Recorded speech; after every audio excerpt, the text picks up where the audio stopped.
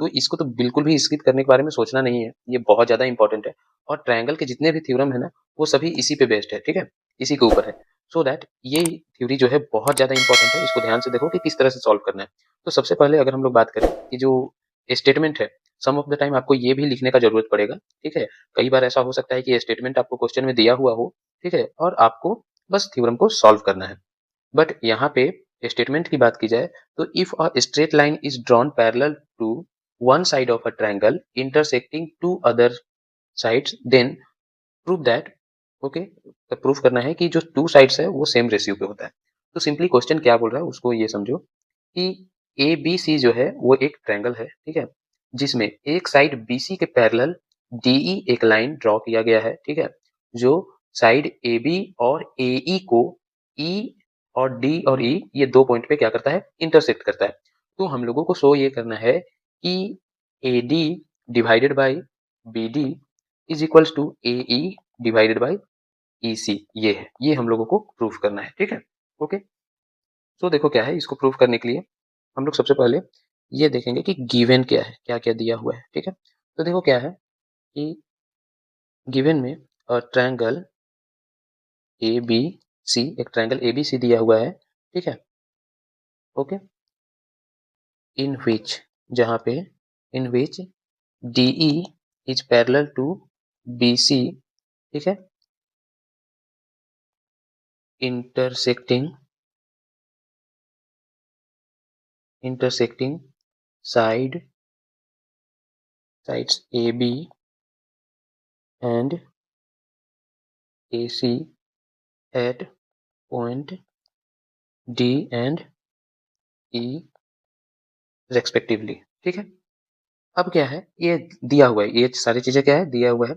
उसके बाद हम लोगों को प्रूफ क्या करना है, टू प्रूव, टू प्रूव में देखो ये है कि A D divided by B D is equals to A E divided by E C, ये हम लोगों को प्रूफ करना है। अब अगला स्टेप जो है कंस्ट्रक्शन का है, ठीक है। तो कंस्ट्रक्शन में हम लोग क्या करेंगे कि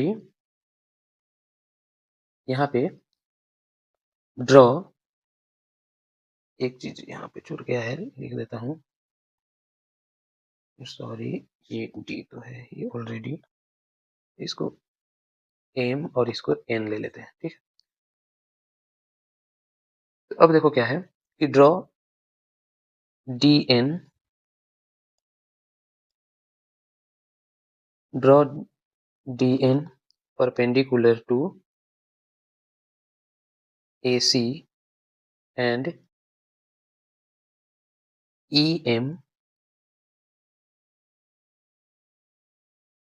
परपेंडिकुलर टू ए बी, ठीक है, and join D C and B E.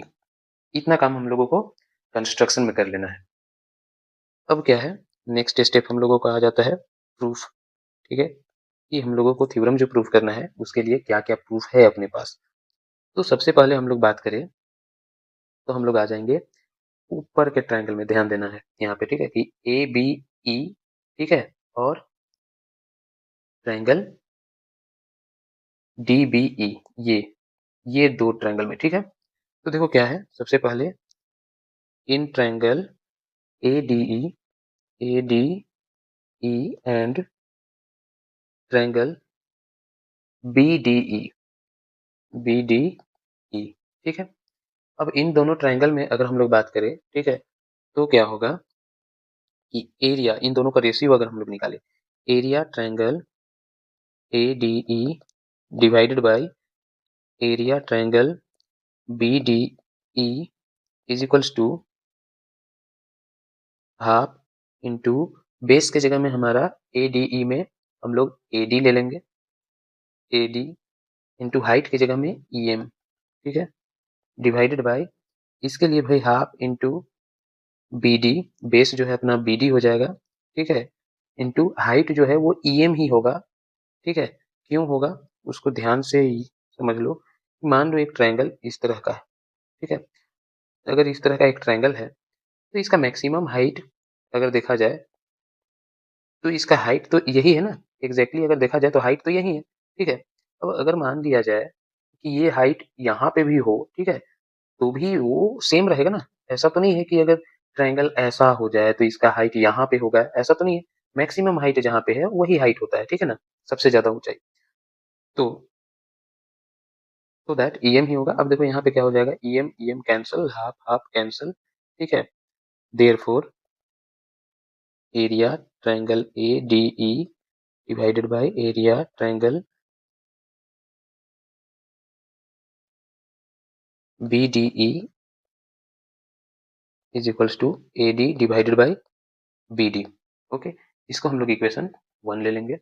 Again इसी तरह से क्या होगा,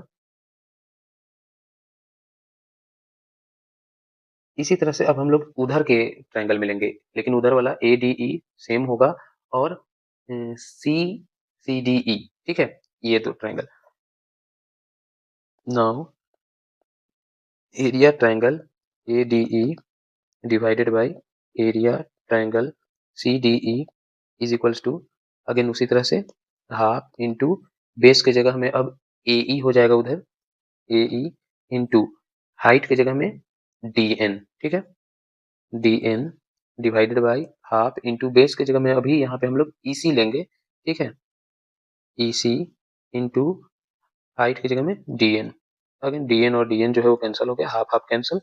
तो अब क्या बचा अपने पास, area triangle A D E divided by area triangle C D E is equals to A E divided by E C. ये हो जाएगा अपना इक्वेशन 2। नाउ एरिया ट्रायंगल, ध्यान देने वाली बात है यहाँ पे, area triangle B D E और सी डी ई दोनों आपस में इक्वल होगा। Area triangle B D E is equals to area triangle C D E. अब ये ऐसा क्यों हुआ? तो ऐसा इसलिए होगा, ठीक है, क्योंकि both triangles are on the same base DE and between same parallel lines, ठीक है? तो कोई भी दो ट्रायंगल का अगर हम लोग बात करें तो 9 क्लास में हम लोग थ्योरम ऑलरेडी पढ़ चुके हैं, ठीक है? कि दो ट्रायंगल्स जो सेम बेस पे हो और सेम दो पैरेलल लाइन के बीच में हो तो उनका एरिया भी क्या होता है, वो आपस में बराबर होता है। तो ये इक्वेशन 3 हो गया, ठीक है? अब now from equation 1, 2 and 3 we have AD divided by BD is equals to AE divided by EC, hence proved। तो ये बीपीटी जो था वो इस तरह से प्रूव हो जाता है, ठीक है? बहुत सिंपल वे में, और हम लोग इससे रिलेटेड क्वेश्चंस जो है उसको इजीली सॉल्व कर सकते हैं, ठीक है? तो इसी तरह के और वीडियोज के लिए हमारे चैनल को सब्सक्राइब करें, लाइक करें और अपने फ्रेंड्स फैमिलीज के साथ शेयर करें। और किसी भी तरह का अगर किसी दूसरे क्वेश्चन में या किसी भी क्वेश्चन में आपको कोई कंफ्यूजन होता है तो कमेंट बॉक्स में क्वेश्चन जरूर टैग करें, ठीक है? मैं उसका आंसर, उसका सॉल्यूशन आपको जरूर दूंगा।